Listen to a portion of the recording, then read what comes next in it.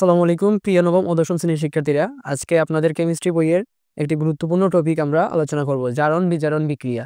ঠিক আছে, আগে আমরা প্রথমত জারণ বিজারণ বিক্রিয়া আইডেন্টিফাই করার চেষ্টা করব। তারপর জারক বিজারক, কে জারিত হয়েছে কে বিজারিত হয়েছে, এগুলো আমরা আইডেন্টিফাই করব।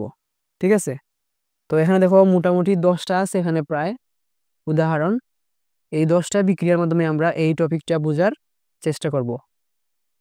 ওকে, তবে অবশ্যই কেমিস্ট্রি বইয়ের যে জারণ বিজারণের যে একটা লিস্ট দেওয়া আছে, এইটা একটু ধারণা থাকতে হবে যে কার জারণমান কত। যেমন এই ধাতুর জারণ সংখ্যা হয় প্লাস, তারপর অধাতুর জারণ সংখ্যা হয় মাইনাস, তারপর এই যে আপনার 1 নম্বর গ্রুপের যেগুলো আছে এই হাইড্রোজেন, সোডিয়াম, পটাশিয়াম, এগুলা +1 যে জারণ সংখ্যা। আর আবার এই যে হ্যালোজেন মৌলগুলো আছে ক্লোরিন, ফ্লোরিন, ব্রোমিন, আয়োডিন, এগুলার হচ্ছে -1 জারণ সংখ্যা। এগুলো হচ্ছে কিন্তু ফিক্সড। তারপর ধরো 2 নম্বর গ্রুপ মৃৎক্ষার ধাতু, এইটার আবার জারণ সংখ্যা হচ্ছে +2। সো এইগুলা অবশ্যই জেনে রাখতে হবে। তারপর অক্সিজেনের -2, হাইড্রোজেনের +1। ঠিক আছে, সো এই বিষয়গুলো জানতে হবে। তারপর একটা যৌগের মূল জারণ সংখ্যা হচ্ছে 0। একটা যৌগের মূল জারণ সংখ্যা কত? 0। ওকে, তো চলো আমরা 1 নম্বরটা শুরু করি। এখানে কি বলছে? ক্যালসিয়াম প্লাস অক্সিজেন তৈরি করছে ক্যালসিয়াম অক্সাইড। তো এই বিক্রিয়াটা আমাদেরকে অবশ্যই আগে এই সমতা করে নিতে হবে। এখানে কি সমতা করা আছে? এখানে দেখো ক্যালসিয়াম একটা, এখানে একটা। ঠিক আছে, এখানে অক্সিজেন 2টা, এখানে অক্সিজেন একটা। সো আমরা সমতা করার জন্য এই পাশে 2 দিলাম। এখন ক্যালসিয়াম হয়ে গেছে 2টা, তাহলে এদিকেও 2 দিলাম, তাহলে সমতা হয়ে গেল, তাই না? এখন আমরা জারণ সংখ্যা, জারণ মানগুলো তার উপরে লিখবো। ক্যালসিয়াম এখানে মুক্ত একটা মৌল, সো তার জারণ সংখ্যা হচ্ছে 0। মুক্ত মৌলের জারণ সংখ্যা হচ্ছে 0। আর অক্সিজেন এটা হচ্ছে দ্বিপরমাণুক অণু, মানে হচ্ছে একই মৌল দিয়ে গঠিত অণু। এইটারও জারণ সংখ্যা 0। আবার এই যে ক্যালসিয়াম অক্সাইড সম্পূর্ণটা হচ্ছে 0। একটা যৌগের সম্পূর্ণ জারণ সংখ্যা, মূল জারণ সংখ্যা হচ্ছে 0। কিন্তু আলাদা আলাদাভাবে ক্যালসিয়াম এবং অক্সিজেন 0 না, কিন্তু টোটালটা হচ্ছে 0। তাহলে ক্যালসিয়ামে আমরা জানি +2, আর অক্সিজেনের হচ্ছে -2। +2 আর -2 হিসাব করলে হয় 0। সো আমরা জারণ সংখ্যাগুলো লিখে ফেললাম। এবার দেখো সংখ্যা রেখার ধারণাটা একটু নিতে হবে। যেমন সংখ্যা রেখা আমরা দেখেছি যে ডান দিকে +1, +2, +3, আবার বাম দিকে গেলে -1, -2, -3। তো সংখ্যা রেখার ডানে গেলে জারণ সংখ্যা বৃদ্ধি পাইছে, আর বামে গেলে হ্রাস পাইছে, এটা বুঝতে হবে। ওকে, দেখো এখানে ক্যালসিয়ামের জারণ সংখ্যা ছিল এই পাশে 0, এদিকে গিয়ে হয়েছে +2। তাহলে 0 থেকে +2 ডান দিকে গেছে, তাহলে বাড়ছে। আর বাড়লেই এটা হচ্ছে জারণ বিক্রিয়া। বাড়লে কি বিক্রিয়া বলো? জারণ বিক্রিয়া। ঠিক আছে, আর এখানে অক্সিজেন জারণ সংখ্যা 0 ছিল, তারপর এখানে গিয়ে হয়েছে -2, তাহলে 0 থেকে -2 বাম দিকে গেছে, তাহলে তার জারণ মান কমছে। আর কমলে সেটা হচ্ছে বিজারণ। কমলে সেটা কি? বিজারণ বিক্রিয়া। আশা করি বুঝতে পারছো। জারণ সংখ্যা বাড়লে জারণ, আর জারণ সংখ্যা যদি কমে, তাহলে কোন বিক্রিয়া করছে? বিজারণ বিক্রিয়া। যে বিক্রিয়ায় ইলেকট্রন ত্যাগ করা হয় সেটা হচ্ছে জারণ বিক্রিয়া। এখানে ক্যালসিয়াম 2টা ইলেকট্রন ত্যাগ করে +2 হয়েছে। আমরা জানি যে এই ইলেকট্রন ত্যাগ করলে জারণ সংখ্যা বাড়ে। যেমন ধরো সোডিয়াম, এটা তাই না? সোডিয়ামে যদি একটা ইলেকট্রন ত্যাগ করে তাহলে সে হয় সোডিয়াম প্লাস, ঠিক না? তারপর ধরো ম্যাগনেসিয়াম ছিল, ম্যাগনেসিয়ামে যদি 2টা ইলেকট্রন ত্যাগ করে তাহলে সে হয় ম্যাগনেসিয়াম 2+। তারপর অ্যালুমিনিয়াম সাহেব, সে 3টা ইলেকট্রন ত্যাগ করে তৈরি করে অ্যালুমিনিয়াম 3+। তার মানে যত বেশি ইলেকট্রন ত্যাগ করে তত বেশি তার জারণ সংখ্যা বাড়ে, তাই না? জারণ সংখ্যা শুধু বাড়তেছে, ++2 +3। তো আমাদেরকে বুঝতে হবে যে এখানে ক্যালসিয়াম ছিল 0, এখানে +2 হয়েছে, তার মানে সে ইলেকট্রন ত্যাগ করছে। তো জারণ বিজারণ বিক্রিয়ায় যে পদার্থটা ইলেকট্রন ত্যাগ করে সে হচ্ছে কে? বিজারক। তাহলে এখানে ক্যালসিয়াম হচ্ছে বিজারক, কারণ সে ইলেকট্রন ত্যাগ করছে, করলে বিজারক। আর অক্সিজেন ইলেকট্রন ছিল, তার জারণ সংখ্যা ছিল 0, এখানে হচ্ছে -2। ইলেকট্রন গ্রহণ করলে জারণ সংখ্যা এভাবে হ্রাস পায়। যেমন দেখো ক্লোরিন, সে একটা ইলেকট্রন গ্রহণ করলো, হয়ে গেল ক্লোরিন মাইনাস। তারপর দেখো অক্সিজেনের 2টা ইলেকট্রন গ্রহণ করে কি? অক্সিজেন 2-, তার মানে যে এখানে -1 ছিল, এখানে -2। মাইনাস মান যত বড় দেখতে লাগে কিন্তু সে কিন্তু তত ছোট। -1 বড়, -2 ছোট। সো যত বেশি ইলেকট্রন গ্রহণ করবে তত বেশি তার এই যে জারণ মানটা হ্রাস পাবে। নেগেটিভ সংখ্যা যতই দিকে যায় তত হ্রাস পায় বা কমে যায় তার মান। সো এখানে অক্সিজেন 2টা ইলেকট্রন গ্রহণ করে O-2 আয়নে পরিণত হয়েছে। সো আমরা বলতে পারি এখানে অক্সিজেন হচ্ছে জারক।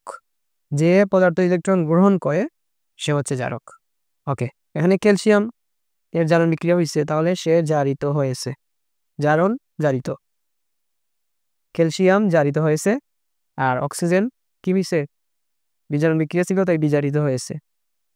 এখানে ভুলে যাওয়ার কোনো স্কোপ নাই, বুঝতে পারলে এটা কনফিউশন আর লাগবে না। ক্যালসিয়ামের জারণ বিক্রিয়া হয়েছে, সুতরাং সে জারিত হয়েছে, আর অক্সিজেন হচ্ছে বিজারিত হয়েছে। তো মাত্র একটা আমরা এখনো বিক্রিয়া দেখছি, আর এখনো রয়ে গেছে আরো 9টা বিক্রিয়া।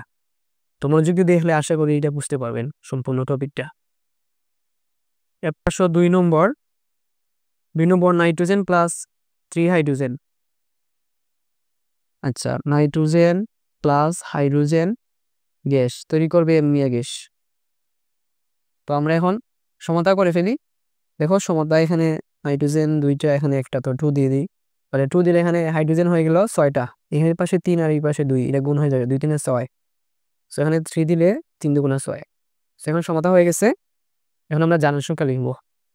তো দেখো নাইট্রোজেন এখানে একটা অণু, একই মৌলের অণু, দ্বিপরমাণুক একটা অণু। সো এখানে তার জারণ সংখ্যা 0, হাইড্রোজেন ও 0, কারণ এটাও একটা দ্বিপরমাণুক অণু, তো তার জারণ সংখ্যা হচ্ছে 0। তারপর এখানে অ্যামোনিয়া, দেখো আমরা জানি হাইড্রোজেনের জারণ সংখ্যা হয় +1। কত হয়? +1। আর এই দেখো এই যে যৌগটা যদি খেয়াল করি আমরা, NH3, আমরা জানি যে যোজনী এক্সচেঞ্জ হয় যখন একটা যৌগ গঠিত হয়। এই যে এই 3টা হচ্ছে নাইট্রোজেনের উপরে চলে যাবে, আর এখানে মনে মনে 1 আছে, এই 1টা যাবে হাইড্রোজেনের উপরে। আর চিহ্ন যেহেতু হাইড্রোজেন প্লাস, তো এই যে এদিকে প্লাস, এটা হচ্ছে মাইনাস। বুঝতে পারছো? মানে যোজনীটা উপরে নিচে চলে যাবে। তো এই হাইড্রোজেনের পাশে যে 3 আছে, এটা নাইট্রোজেনের পাশে গেল, আর এটা মাইনাস দিলাম আমরা। এখন কেন মাইনাস দিচ্ছি দেখো, এই দুইটাই তো অধাতব, তবু একটা প্লাস একটা মাইনাস, কারণ হাইড্রোজেন অনেক সময় প্লাস ধনাত্মক ধাতুর মতো আচরণ করে, তাই সে প্লাস। তো দেখো এখানে +1, এখানে আছে +1 পর এটা 3টা, তাহলে -3 দিলে এই টোটালটা 0 হয়। আর জারণ সংখ্যা আসতে পারে সবাই বের করতে পারো। যেমন ধরো এইটা কনফিউশন লাগছে যে নাইট্রোজেনের কত হবে, তো এটাকে এক্স ধরে ফেলো মনে মনে, যে এর জারণ সংখ্যা হচ্ছে এক্স।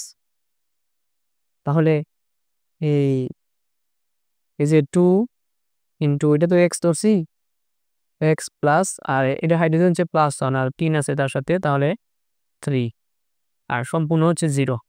তাহলে 2 দিকে গেলে 0 সাথে ভাগ হয়ে 0 হয়ে যাবে।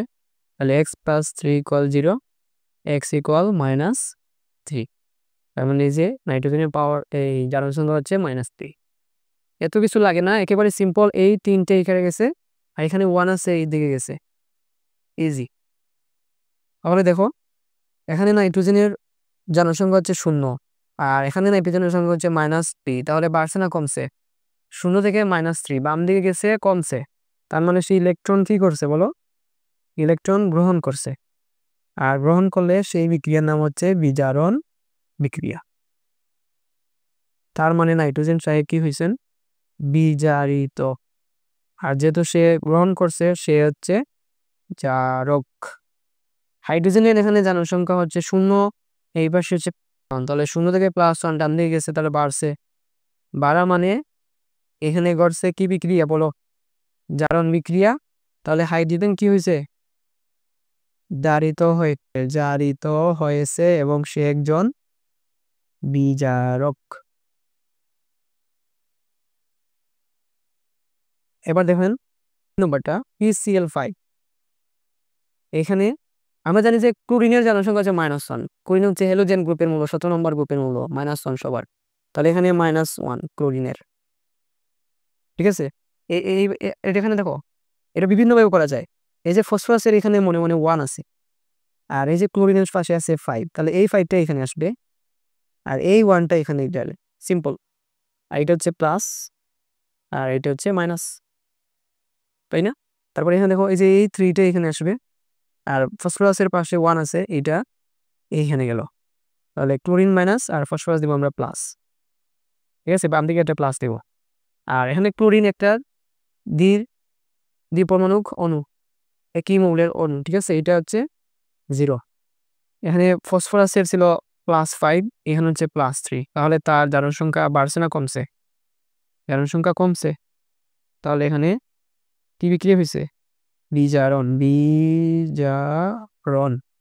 আবার এখানে ক্লোরিন দেখো, ক্লোরিন ছিল -1, এই পাশে হয়েছে 0। তাহলে এখানে তার -1 হচ্ছে -1 থেকে 0 দিকে গেছে, -1 থেকে 0 দিকে গেছে, এই যে -1 থেকে 0 দিকে গেছে, তার মানে বাড়ছে। বাম দিকে গেলে ডান দিকে গেলে বাড়ে। সো এখানে অবশ্যই জারণ ক্রিয়া। আশা করি বুঝতে পারছেন। তারপরে 4 নম্বর, এটা খুব সুন্দর এবং গুরুত্বপূর্ণ একটা বিক্রিয়া জিঙ্কের। জিঙ্ক প্লাস কপার সালফেট, তারপরে জিঙ্ক সালফেট প্লাস কপার, প্রতিস্থাপন বিক্রিয়া এটা। সো দেখো, জিঙ্ক একটা মুক্ত মৌল, তার জারণ সংখ্যা হচ্ছে 0। এই যে কপার, সে একটা মুক্ত মৌল, তার জারণ সংখ্যা 0। তারপর দেখেন এই যে SO4 সালফেট, এর কিন্তু যৌগমূলক, সে যৌগমূলকের যে চার্জটা ফিক্সড। তো সালফেট এটা হচ্ছে যৌগমূলক, তার হচ্ছে -2, যে পঞ্চম অধ্যায় না চতুর্থ অধ্যায় আছে, এটা বক্স আছে যৌগমূলকের। তো সালফেটের হচ্ছে -2, তাহলে এই -2টা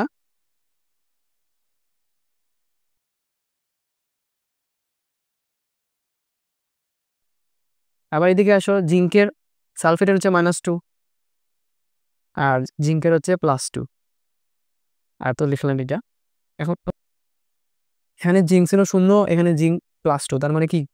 তার মানে সে বাড়ছে, আর বাড়লে সেই বিক্রিয়ার নাম হচ্ছে জারণ। আবার মানে সে জারিত হয়েছে এবং সে হচ্ছে বিজারক। আর কপার কি করছে? কপার +2 থেকে 0-তে চলে গেছে, তার মানে কমছে, আর কমলে সেটা হচ্ছে বিজারণ বিক্রিয়া। তার মানে এখানে জারক কে বলতো? এখানে জারক হচ্ছে কপার 2+, আর বিজারক যে ত্যাগ করছে ইলেকট্রন, জিঙ্ক না, এই যে 0 +, বাড়ছে, যার সংখ্যা বাড়া মানে হচ্ছে ইলেকট্রন ত্যাগ করা। তাহলে এখানে জিঙ্ক হচ্ছে আমার বিজারক।